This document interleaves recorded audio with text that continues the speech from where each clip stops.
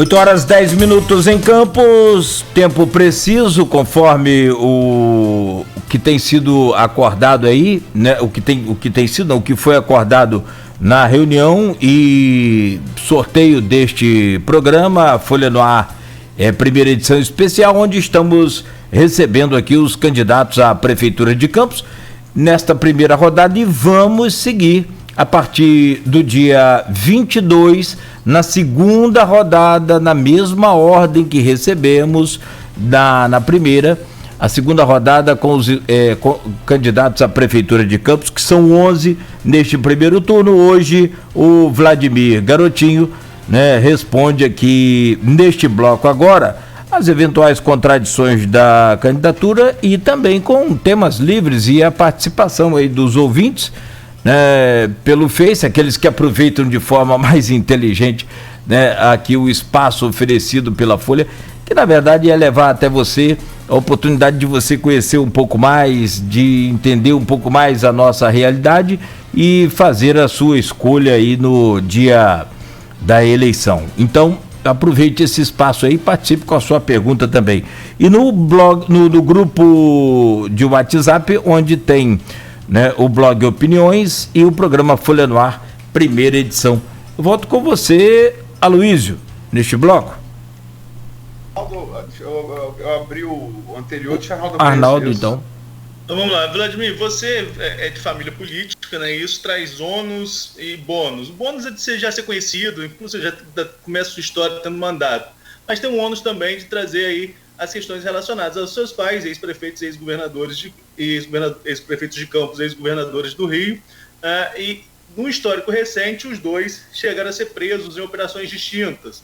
Nós tivemos a prisão da Chequinho, né, que é a questão envolvendo o programa social Cheque Cidadão.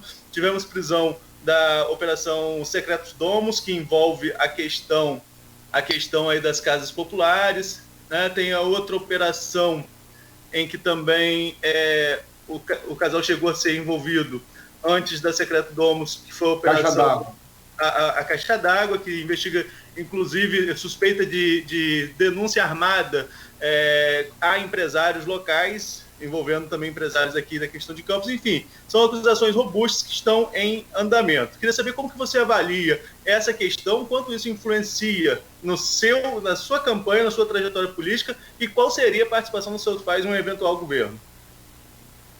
Eu queria só que, por uma questão de falar aqui, que o Aloísio e o Arnaldo só voltassem para a tela, porque a gente falar só ouvindo a voz é ruim, porque para mim eles não estão aparecendo, não. Ué, eles estão...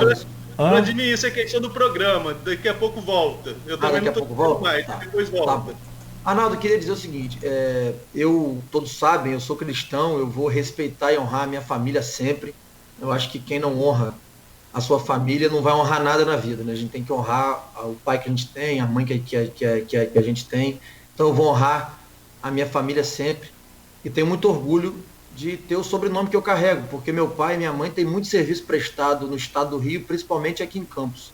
Eu costumo dizer que a gente deve na vida buscar referências, né? E o nosso passado, ele é lugar de referência, não de permanência.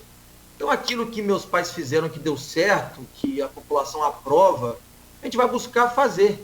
Aquilo que a gente sabe que talvez não tenha dado certo, como eu disse, o passado é lugar de referência. A gente também não vai repetir os erros, né? As pessoas têm que aprender com o que não deu certo. A gente não tem nenhum problema com isso, não tem nenhum problema em fazer meia-culpa em algumas coisas que não deram certo, mas eu preciso também falar de mim, né? Porque tem candidato que só fala da família, mas esquece de ter personalidade própria. Não, eu tenho minha personalidade própria que eu construí ao longo da minha vida e também construí com o meu mandato. Eu não sou conhecido apenas por ser filho de fulano, né? Filho de Garotinho, filho de Rosinha. Eu construí a minha vida desde 2009, a partir do momento que eu assumi a presidência do partido, que na época era o PR, né, aqui na cidade, e eu fui para a rua, eu fazia reunião nos bairros, eu montava diretórios dos partidos nos bairros. Como presidente de partido e filho da prefeita, apareciam demandas da população em que eu levava para que fossem resolvidas, e assim eu fiquei conhecido, né? Eu não fiquei conhecido, o filho de Garotinho, o filho de Rosinha, não. Eu fiquei conhecido como o Vladimir, que ia às comunidades, que visitava os bairros que reunia, conversava sobre política, conversava sobre o bairro, sobre os problemas e que trazia as soluções. Então, assim, nada cai do céu, né? Teve muito trabalho. Eu tenho a minha personalidade formada, eu sempre morei nessa cidade. Então, assim, eu não caí do céu e nem estou aqui para falar só da minha família. Eu acho que as pessoas têm que ter personalidade própria, um candidato tem que ter as suas características próprias, e eu acho que eu estou preparado para poder governar. Como disse, eu vou honrar sempre a minha família, né? Tem um outro candidato que a música dele fala que ele não é filho de ninguém. Aí eu fico perguntando se é a cegonha que colocou ele no mundo, né? Estranho isso. Eu não, eu sou filho de Garotinho, sou filho de Rosinha, tenho muito orgulho disso, tenho muito orgulho do serviço prestado que os meus pais têm e não tenho nenhuma dificuldade com isso, não. Quando você falar em erros, você os vê, você vê realmente que essas acusações que são imputadas aos seus pais, elas realmente aconteceram? Qual a sua avaliação quanto a isso? Arnaldo, todas as acusações que pesam contra os meus pais são derivadas de processos eleitorais. Você pode pegar os 3 processos que você citou, todos eles são derivados de eleição. Eu não quero aqui ficar entrando em detalhes sobre isso, porque vão achar que eu estou querendo afrontar quem quer que seja, e não é essa a minha intenção. Mas, na minha visão, houveram alguns equívocos no processo como um todo, mas é bom que as pessoas saibam disso e entendam isso. Todos eles foram derivados de processos eleitorais. Todos esses 3 processos que você citou. Não existe um processo de corrupção efetivamente, são derivados de processos eleitorais, e aí no calor das eleições muita coisa acaba acontecendo. Eu sei que existiram talvez erros das duas partes, e aqui não quero ficar entrando em assunto polêmico, mas eu não tenho vergonha nenhuma de ser filho de quem eu sou, mas repito, eu tenho a minha personalidade própria e as minhas características próprias, e aí acho que é isso que a população quer ver em cada candidato, personalidade própria.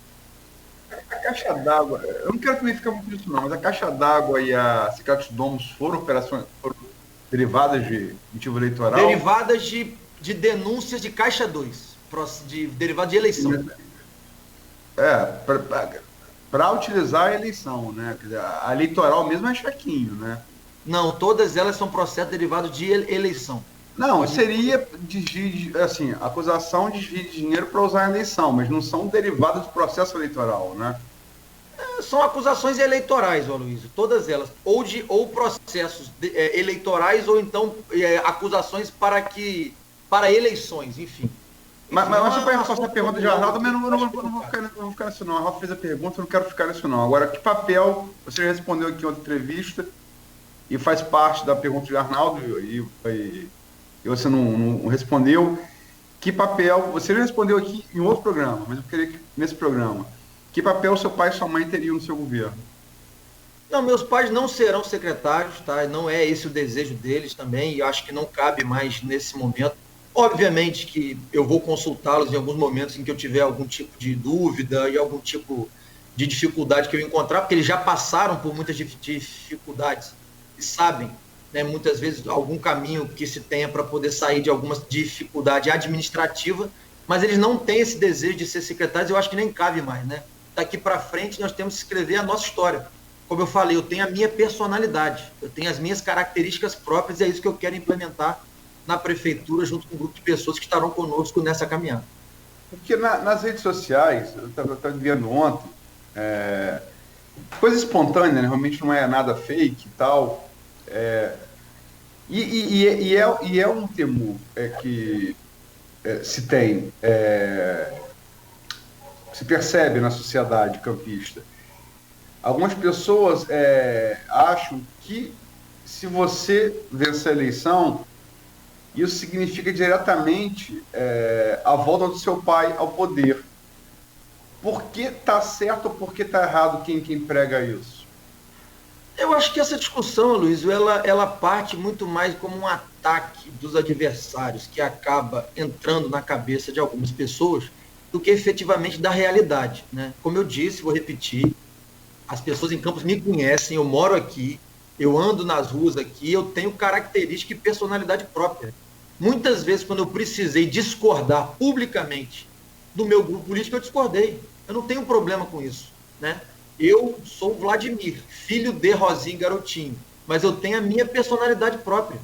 Eu vou imprimir o meu estilo próprio também, junto com as pessoas que acreditam que essa cidade tem jeito, que essa cidade vai dar certo. Agora, o resto, Aloysio, é coisa da cabeça de algumas pessoas que, para tentar descredibilizar a minha campanha, a minha possível vitória, ficam colocando isso na cabeça das pessoas. Repito, honrarei pai e mãe sempre, porque acredito nisso como mandamento bíblico, como cristão que sou. Mas o governo será nosso, será meu e da equipe que estiver comigo. Não será do garotinho ou da Rosinha. Só, não sei se a Ana está fazendo uma pergunta, mas é perguntar do evento de sábado, do episódio de sábado. Eu noticiei, quer dizer, é claramente uma coisa montada, claramente, a se ressalvar, mas você caiu na provocação. O cara pergunta, você não vai roubar o seu pai e sua mãe não, né? Aí você fala, Aí na primeira fala assim, 55, que tá pro papá. Você não vai roubar igual seu pai e sua mãe não. Aí você falou, tira a máscara. Abaixa a máscara. Ele repete a pergunta. A câmera ela não fecha no rosto do rapaz. Mas você faz um gesto com a mão esquerda. Você é destro, não é? Ou é canhoto? Eu sou destro. Então, uma esquerda para destro é pouca habilidade. Você faz o gesto com a mão esquerda e a câmera não enquadra a extensão da sua mão e do rosto do rapaz, então realmente não dá para afirmar que pegou ou não. E um senhor forte do seu lado te contém. Você já negou a agressão, eu te ouvi imediatamente, né? Contraditório. E o que você tem a dizer sobre o episódio? E se você não acha que esse tipo de coisa, infelizmente, faz parte da política e você tem que ter inteligência emocional para sair disso sem reagir fisicamente. Quer dizer, qual a sua opinião sobre o episódio?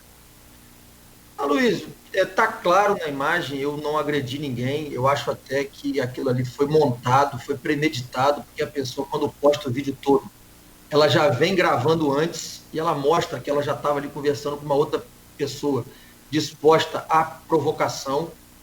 Foi uma reação ali de momento, mas eu não agredi ninguém. O movimento com a mão esquerda foi um movimento ali involuntário. Acho que eu fui apontar para a pessoa, não foi para dar tapa, dar soco, nada. Eu fui apontar para ele. Eu estou com pai e mãe em cima de uma cama com Covid. Né? O pai está com Covid, a mãe está com Covid. Você, na hora, acaba tendo uma reação natural como ser humano ali, mas eu não tentei agredir ninguém. Quem me conhece sabe que eu não sou de agressão.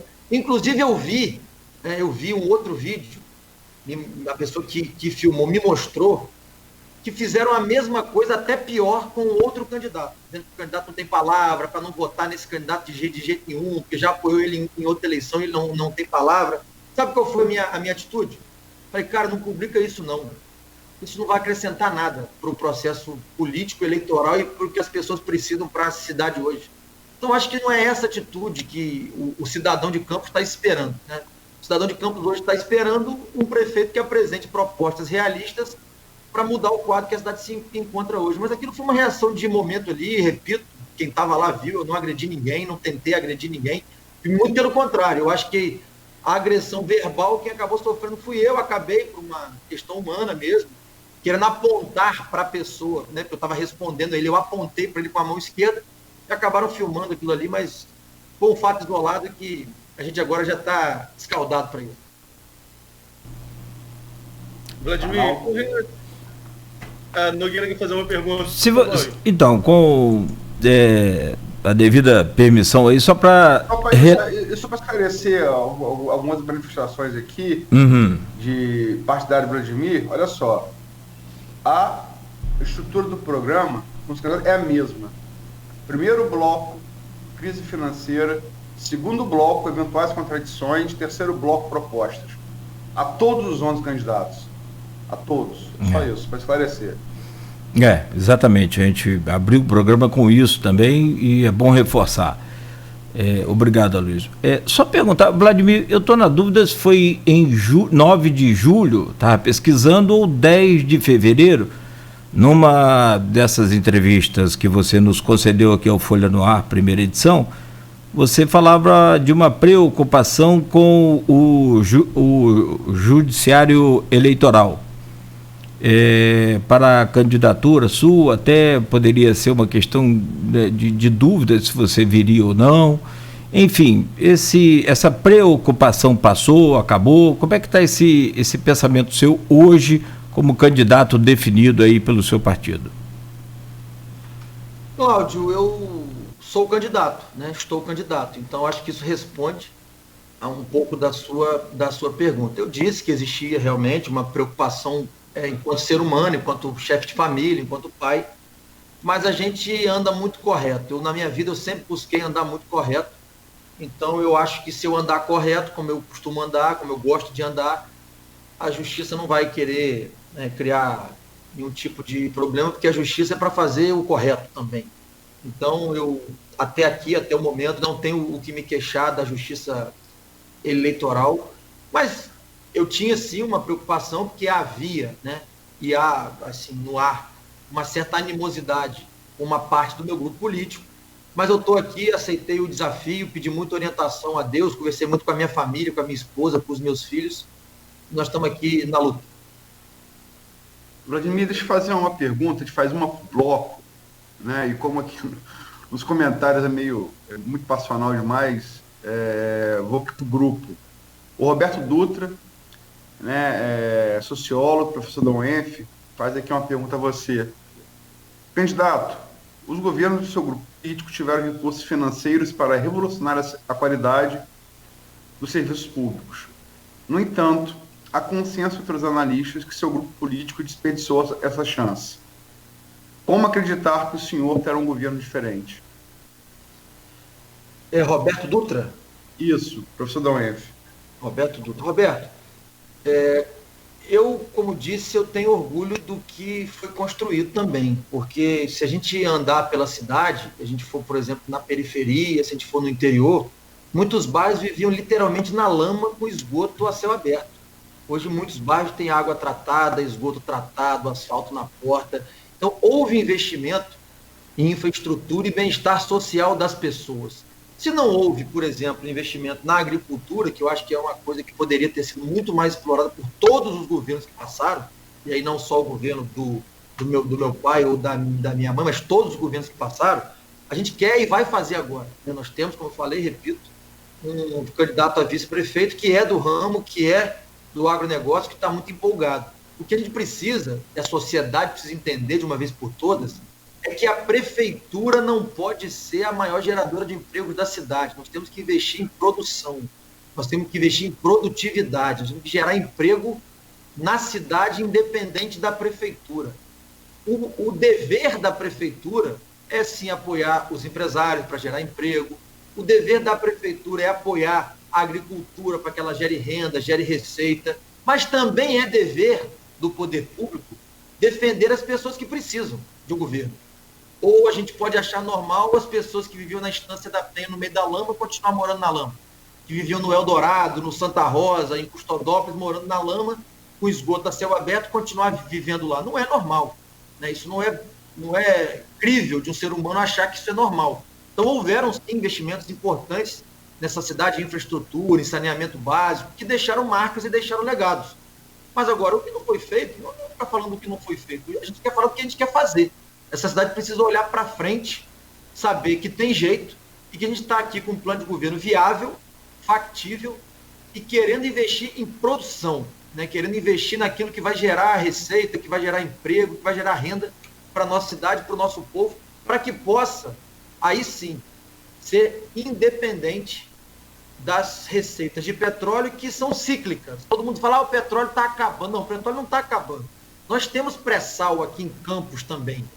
Não vai começar a ser explorado agora, talvez nos próximos 4 anos nem seja, mas uma hora vai voltar, a curva de produção vai voltar a subir, talvez não com preço mais tão elevado, porque as energias renováveis elas vão crescendo e o preço do petróleo vai diminuindo, mas a curva de produção vai aumentar um dia.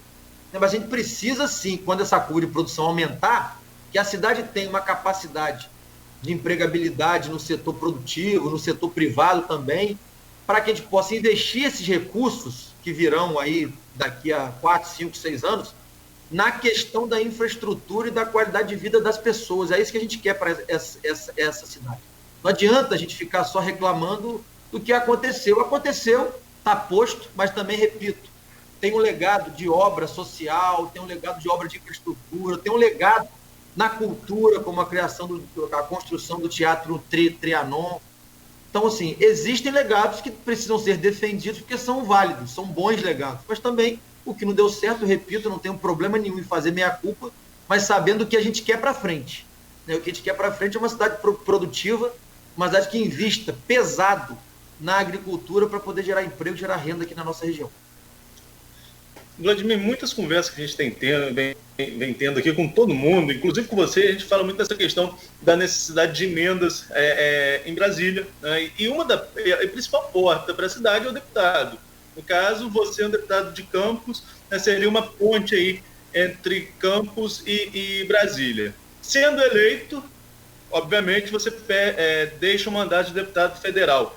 Isso não faria falta para quem seja prefeito, Campos ficar sem representatividade depois de tantos anos? Já teve seu pai, o ex-prefeito Arnaldo, Paulo Feijó, durante muitos anos, era essa pessoa que representava Campos no Parlamento Nacional. Essa falta de representatividade não poderia ser ruim para Campos?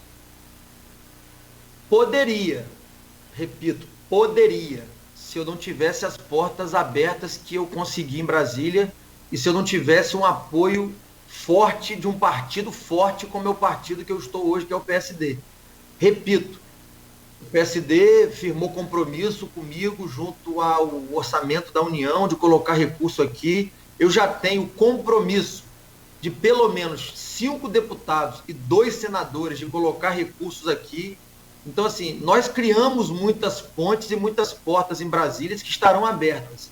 Eu, Vladimir, consegui uma coisa que parecia impossível, reunir 14 deputados de correntes políticas completamente distintas para a construção aqui, o término das obras da UF, que é uma situação muito importante para a educação, para a ciência, para a tecnologia, que a obra já está aí com a licitação marcada, eu acho que já até licitou e começa agora no final do ano as obras do prédio da UF. Então, assim, nós deixamos portas abertas porque nós fazemos relacionamentos saudáveis. É assim que funciona na vida. Quando você constrói relacionamentos saudáveis, as portas ficam abertas. E a minha irmã, a deputada Clarissa, vai continuar lá em Brasília. Então, assim, ela será, obviamente, um gabinete de apoio diretamente, por ser a minha irmã, mas também o deputado Hugo Leal, também o deputado doutor Luizinho, também o deputado Cristino Áureo, também o senador Romário, também o senador Harold, enfim.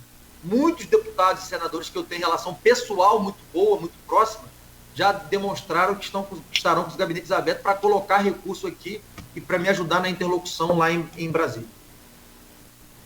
Vladimir, você teve um episódio recente aí que movimentou o noticiário, que foi o desafio que o Rafael fez a você, né, chamando para um debate particular, e você respondeu com um desafio. Ele gravou um vídeo nas redes sociais e respondeu no Twitter, desafiando ele para vocês dois estarem juntos à rua. Né? Enfim, isso gerou muita repercussão. Eu fiz a entrevista, inclusive todos os outros candidatos. A Natália Soares, Odisseia, fizeram críticas à atitude de vocês, achando que era coisa infantil, né? Coisa de escola. Enfim, como é que você viu esse episódio? Eu vejo como desespero, sinceramente. O prefeito da cidade, que está muito mal colocado nas pesquisas, que está muito mal na rua, querendo chamar a atenção. Se tem 11 candidatos, por que ele quer debater só comigo? Só porque eu estou em primeiro e ele está mal? Isso não faz sentido. Eu concordo com a Natália e com a Odisseia. Para mim, isso é uma atitude preconceituosa do prefeito, inclusive, em relação aos outros candidatos. Já tem um debate marcado nas universidades, acho que no dia 5 de novembro. 5 de novembro, às 20 horas. 20 horas, ele vai ter a oportunidade de debater comigo e com todos os outros candidatos, como rege a democracia. A democracia é assim. A não realização de debate nas emissoras de televisão não foi uma decisão minha ou de qualquer outro candidato, foi uma decisão devido ao quadro de pandemia que se encontra o Brasil, né? Foi uma decisão das emissoras. Eu gostaria de ir para um debate na televisão, gostaria mesmo, poder dizer algumas coisas para todas as pessoas, para toda a cidade, mas como não será possível, eu tenho participado de muitas entrevistas, inclusive hoje aqui na Folha, não tenho fugido de nenhuma delas, e vou participar do debate das universidades no próximo dia 5, mas eu acho que o prefeito está desesperado, porque está tentando crescer de qualquer maneira, porque ele não vai para a rua. E foi por isso que eu disse para ele, olha, prefeito, você quer debater? Oportunidade de debater a gente vai ter. Está marcado o debate das universidades. Agora, as pessoas estão querendo saber cadê o prefeito na rua, porque para a rua ele não vai. Né? Então, assim, ele está fazendo reunião, Luiz, se as pessoas se atentarem bem para as fotos que ele posta, é no quintal da casa dele. Ele montou uma tenda nos fundos da casa dele e está recebendo as pessoas na casa dele. Enfim, eu acho que um candidato a prefeito tem que estar na rua, tem que estar visitando as instituições, tem que estar conversando com as pessoas, tem que estar fazendo caravana, como nós estamos fazendo, percorrendo os bairros, para ver a necessidade que as pessoas estão passando hoje, porque durante os 4 anos ele foi um prefeito basicamente de gabinete, não viu a necessidade das pessoas na rua. E agora, durante a eleição, ele também não vai para a rua. Eu não entendo como é que ele quer ser prefeito. Eu até queria fazer um questionamento para as pessoas que estão nos assistindo e nos escutando. O prefeito está há 4 anos dizendo que não tem dinheiro. Ah, não tem dinheiro, não tem dinheiro, não tem dinheiro. Se não tem dinheiro e não tem jeito, como ele disse que não tem, que ele não consegue fazer as coisas porque não tem dinheiro, ele quer ser candidato de novo para quê? Eu não consigo entender essa lógica, sabe, Luiz? Eu não consigo entender essa lógica. O que a gente na rua percebe no movimento político da rua é que o grupo que acompanhava o prefeito Rafael se dividiu entre 2 outras candidaturas. A impressão que nos dá é que o governo tem até 3 candidatos na rua. Porque todo o grupo de apoio, seja de vereadores ou de pessoas que estavam no governo, se dividiram entre o Caio Viana e o Bruno. Então, assim, a impressão que nos dá é que eles estão tentando lançar 3 candidaturas para forçar um segundo turno. É o que a gente entende na rua, vendo o movimento político. Acho que é por isso também que ele não chamou os outros 2 para o debate. Ele vai dizer o quê? Se o grupo dele está apoiando os outros 2. Ele não tem o que dizer para os outros. Por isso que ele me chamou. Mas eu queria dizer ao prefeito que ele vai ter a oportunidade de debater conosco no próximo dia 5. Mas continua aqui o desafio para ele. Prefeito, encara a rua. É importante o senhor encarar a rua. Se o senhor é prefeito e quer de novo ser prefeito, é importante o senhor encarar a rua. Só para lembrar o debate do Fidesk, o Cláudio Nogueira está participando disso de maneira ativa. A Folha FM, tanto em streaming quanto na rádio, vai retransmitir ao vivo o debate. Muito bom. A Plena TV também. Nós estamos em contato, né? Está aberta a todas as demais emissoras, né, de rádio e de TV fechada. E o Grupo Folha, ciente da importância do debate, vai estar transmitindo ao vivo em rádio, em streaming de Facebook e na Plena TV, né? Só para deixar claro. E desculpa, Arnaldo, você que não pode deixar de perguntar, que eu perguntei todos os demais candidatos. Edmir, você fala do restaurante popular, e eu falei na abertura do programa que sim, é possível. Cheque cidadão e passagem social, é possível? Olha, o restaurante popular é possível e será reaberto. Isso é um compromisso. As pessoas que passam fome precisam daquele restaurante para se alimentar. Ponto. Tá? Eu digo sempre que o transporte é prioridade e que é necessário uma passagem social. Eu nunca falei passagem a R$1. Vocês podem pegar todos os meus discursos, inclusive o meu plano de governo está lá. Em todas as cidades importantes do Brasil, ainda mais numa cidade como Campos, que tem uma extensão territorial muito grande, é importante haver um subsídio de passagem para que as pessoas possam circular, para que as pessoas possam buscar emprego, para que o dinheiro possa circular na área central. É importante que se tenha. Então nós vamos sim viabilizar um estudo técnico para que a gente possa buscar uma passagem social no melhor custo possível, que pague, obviamente, os custos das empresas e que o povo seja atendido. O modelo que está aí não funciona. Está provado que não funciona. Tá? Nós vamos acabar com esse modelo que está. Vamos, repito, estudar e viabilizar um estudo de uma passagem social no menor custo possível. O cheque cidadão, no primeiro momento, não tem como fazer e acho que até devido ao auxílio emergencial, que deve ser prorrogado sim a partir do ano que vem, não é, neste primeiro momento, a questão principal. Tá? O que a gente precisa fazer é que a equipe da Secretaria de Assistência, a equipe técnica de assistentes sociais que estarão lá, muitas delas inclusive concursadas, façam o trabalho da busca dessas pessoas que necessitam do programa, no caso o auxílio emergencial, para poder incluir eles no sistema para que eles possam receber. Muito obrigado, Vladimir. São 8h40. Então, próximo bloco, você terá a oportunidade, candidato, de falar sobre todos os projetos aí, inclusive alongar um pouco mais a resposta sobre essa pergunta do Aloysio, caso você deseje. E o Arnaldo também, então, volta com sua pergunta aí no próximo bloco. E lembrar, Aloysio, está confirmado sim o debate do FIDES, que é dia 5, a partir das 20 horas, nós estaremos, né, se Deus quiser, ao vivo, tanto pelo rádio, claro, e também pelo streaming de Face. São 8h40, você ouviu Folha no Ar, primeira edição. Oferecimento dos laboratórios Plínio Bacelar e Clínica Proteus.